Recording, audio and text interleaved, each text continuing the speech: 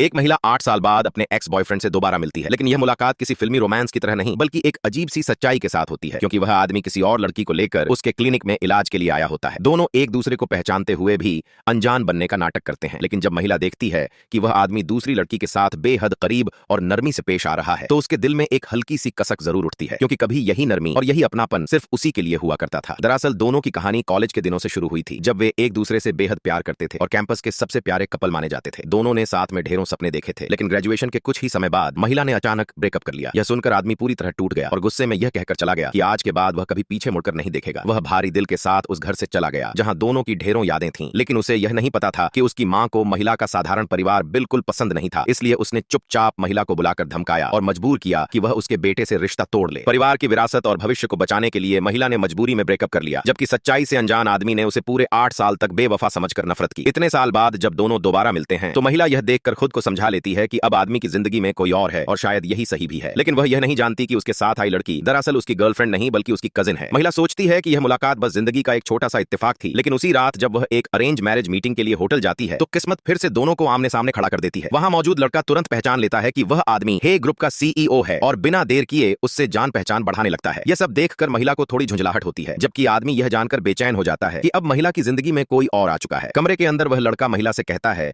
कि वह उसे उस सीईओ से मिलवा दे, क्योंकि वकील की फील्ड में बड़े लोगों से कनेक्शन बहुत जरूरी होते हैं, और ऊपर से दिखावे के तौर पर यह भी कहता है कि उसे गलत मत समझना। महिला शांति से जवाब देती है कि वह समझ सकती है, क्योंकि वैसे भी वह इस रिश्ते को आगे बढ़ाना नहीं चाहती। लड़का जबरदस्ती प्रैक्टिकल बातों पर आ जाता है और कहता है कि उम्र निकल रही है, अब फीलिंग्स नहीं बल्कि फायदे देखे जाते हैं। महिला कोई जवाब नहीं देती, सिर्फ यह कहकर उठ जाती है कि उसे फूलों से एलर्जी है। बाहर बारिश हो रही होती है। लड़का छाता लेकर उसके पास खड़ा हो जाता है और उसके चेहरे को देखकर गलत इरादे बना लेता है। जैसे ही वह उसे छूने की कोशिश करता है, तभी एक मजबूत हाथ उसका हाथ पकड़ लेता है। वह आदमी गुस्से में साफ पूछता है कि नशे में हो क्या, और अगर वह उसका बॉयफ्रेंड है तो माफी मांगकर चले जाए, लेकिन अगर नहीं है तो दूर रहे। महिला के जवाब मिलते ही वह आदमी उसे धक्का देकर भगा देता है। इसके बाद वह खुद महिला को घर छोड़ने की पेशकश करता है, लेकिन महिला मना कर देती है और कहती है कि उसका दोस्त उसे लेने आ रहा है। आदमी हल्की सी मुस्कान के साथ कहता है कि उसे फर्क नहीं पड़ता कि कौन आ रहा है, क्योंकि 8 साल बाद भी कुछ रिश्ते शब्दों के मोहताज नहीं होते।